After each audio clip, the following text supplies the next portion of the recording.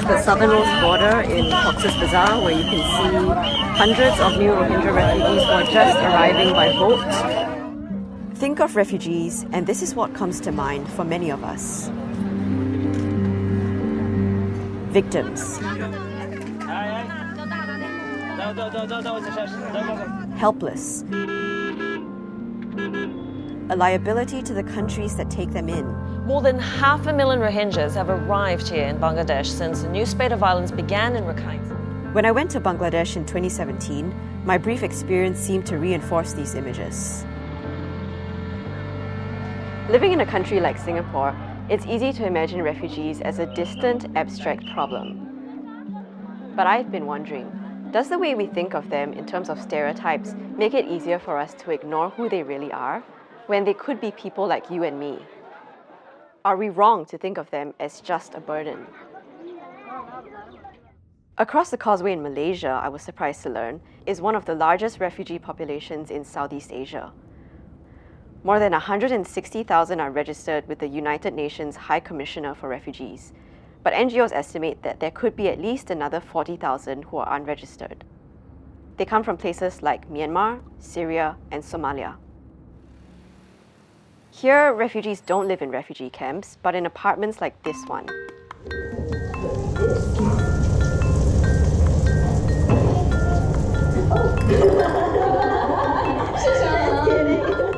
This is me with Saleh and his family when they invited me over for an Afghan meal. As hosts, they were warm and inviting, and it felt just like being in the company of friends. Okay, what sound does Gary make? Very good. But the reality is, like all refugees, they exist in a strange limbo in Malaysia. یک حسی است که یعنی بدترین حس شاید در زندگی باشه که یعنی به قول معروف ما افغانا که دست آدم از آسمان و پای آدم از زمین خطا بود. I always wanted to be in my country. I want to enjoy the freedom. Has the police ever taken you? Yeah, before like 1 year. The bulk of refugees in Malaysia are legally not allowed to work, attend local schools, or get subsidized healthcare. Among the locals, I get conflicting views about refugees. But I've seen, like in KLCC LRT station, they beg for money. Right. More than actually the country can handle it. It is a mess.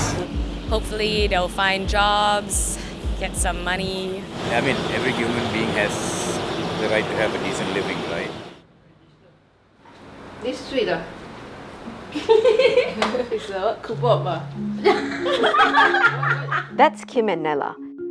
In 2016, Kim and 2 other young Malaysians started the Picha Project, a catering business that serves food cooked by refugees like Nella, who came from Iraq with her family. And the pastries are very fluffy, and that's why we sell them. She started making pastries to sell to support her 5 children. But it was mainly to other refugees, who themselves didn't have much to spend. Then along came the Picha Project, which opened up opportunities to sell to Malaysians. Cooking for the Picha Project guarantees Nella a monthly income of 2,500 ringgit. هسه ظروف تغيرت، قدرت ادفع ايجار، اقدر ادفع فواتير، قدرت ادخل حتى اطفالي للمدرسه، ادفع لهم اقساط مدرسه، والفضل كله يرجع البيت. The Picha Project organizes open houses like these so that Malaysians can get to know refugees as more than just strangers in their community. Food has so much stories to tell, food has so much culture to share. After attending those open houses, some of them do try and help them in different ways. There's one family that had a newborn. Everyone was actually donating shirts to her so that they don't have to spend money. Come on, quick, Isa. Aww. But that kind of charity isn't what many of the refugees I met are looking for.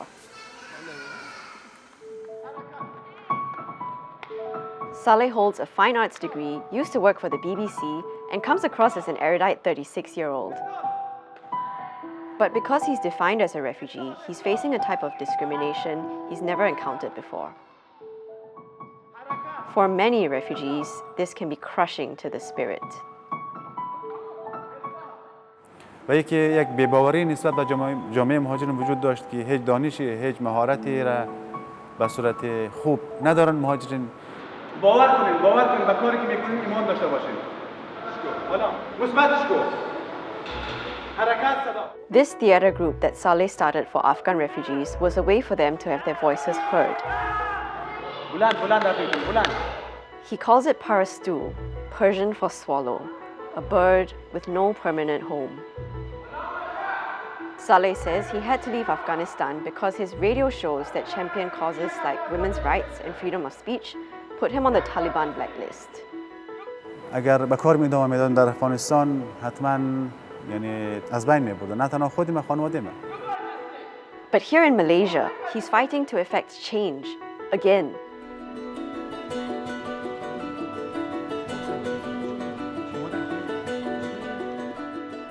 تئاتر باعث شده که ما خودمون مخاطب داشته باشیم، خودمون بیننده داشته باشیم، خودمون شنونده داشته باشیم. The group has staged a number of public performances, and grants from organizations like the AirAsia Foundation have enabled Saleh to pay his actors a small wage. خیلی مفید بود برای جامعه مهاجرین کلاً بشناسونن که مهاجرین میتونن چه کارایی کنن. نتایجی که ما از طریق تئاتر به دست آوردیم یعنی مطلوب بوده. سوء تفاهم‌ها و سوء گمان‌هایی که نسبت به جامعه مهاجرین وجود داشت از طریق پرستو خوشبختانه به حداقل رسیده. مردم امید پیدا کنن، مردم حداقل برای یک لحظه بخندن و باور پیدا کنن که خب آینده هم وجود داره و او آینده هم یک آینده روشن است. But when the curtain falls, this is the reality refugees find themselves in. Walking through the city center of KL, you'll notice an entire area of Arab restaurants. So how many of these guys are here on refugee status? How many guys? A lot, I cannot count. Where are you from? Yemen. Syria. I was told that this is where many refugees come to look for work, but end up getting exploited. A lot of guys I know, they working with bad condition. Or sometimes they cannot get full salary, cannot say anything to his boss. Why? Because no contract. You are not legal. You should say thanks that I'm let you work here. Now you ask for extra salary. Every now and then, police raids take place. And if you're unlucky, you get sent to a detention center for illegal immigrants. Has the police ever taken you? Yeah, before like 1 year. I have international, but I show him, but he tell me, we don't care. Tell me how many days? Like 2 months. Although the government has started to selectively issue work visas, it's only for a small number of refugees. I met my friends who are working at construction site. They work for 6 months, 7 months, they never get paid. They can't go and complain to the police. What if they had a documentation that said these people can work legally here? They could go and complain for this guy and get paid. 20-year-old Hassan has been working to try to improve the situation for his Rohingya community, which makes up almost half the refugees in Malaysia.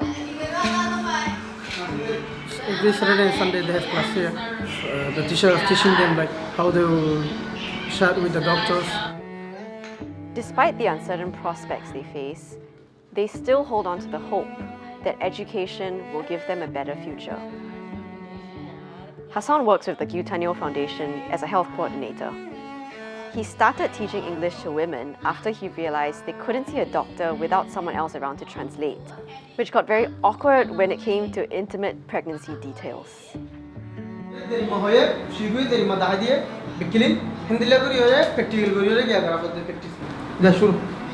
Do you have any other symptoms? I also had this. But getting these classes started wasn't easy. With some of the husbands, they said, oh, no need the mothers to study what they're going to do. I said, look, mother is really important to be educated. How are you going to check your children what he or she is doing at the class? Some of them really understood me, some of them didn't understand at all.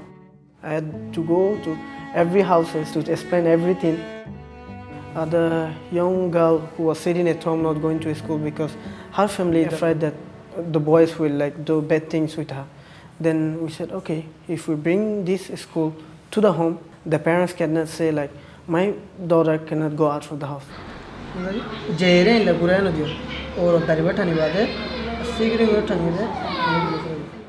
And here, You get a room. That was much better actually. Meeting Hasson made me face my own prejudices about refugees. When I was in the refugee camps in Bangladesh, I never imagined I would find someone as ambitious or well-spoken as Hasson, and yet this was exactly where he came from. Born in a refugee camp, Hasson had always wanted to be a doctor. Because he couldn't get the education he needed, at the age of 15, he paid human traffickers to get him to Malaysia. It's pushed me to decide to go somewhere else for a better future. After nearly dying at sea and landing up in Aceh, he eventually made it to Malaysia after 2 years. But even here in KL, higher education remains out of reach. We are not allowed to go to government school here, either college or anywhere. For now, Hasson has put his doctor dreams on hold, but he's set his eyes on a new calling which he feels is equally noble. I want to go for journalism now. I want people to speak. I don't want them to keep silent. They want their children's future. They hope they can go to school here. There will be someone in their future. What I'm doing is make me happy.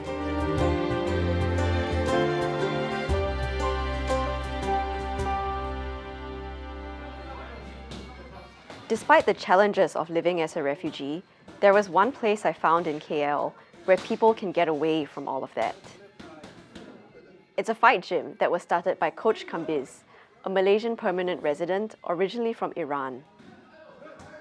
Over the years, his gym has become a place where locals, expats, and refugees train together. Doesn't matter who come inside the gym, we practice together, we help each other to succeed. I had some student refugees, now they are in Australia, they are in Canada. They are very successful.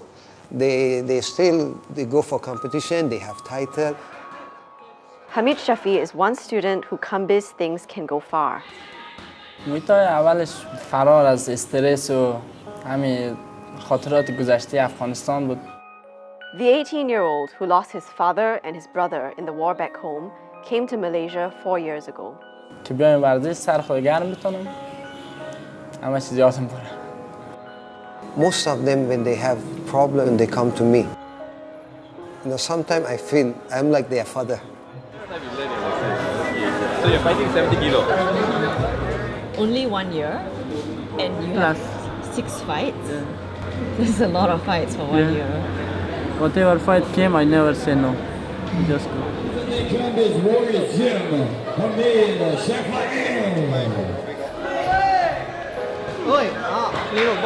This is going to be an explosive exhibition. It's not only about the fight, it's about life. They will learn how to stand up and fight back with their problems.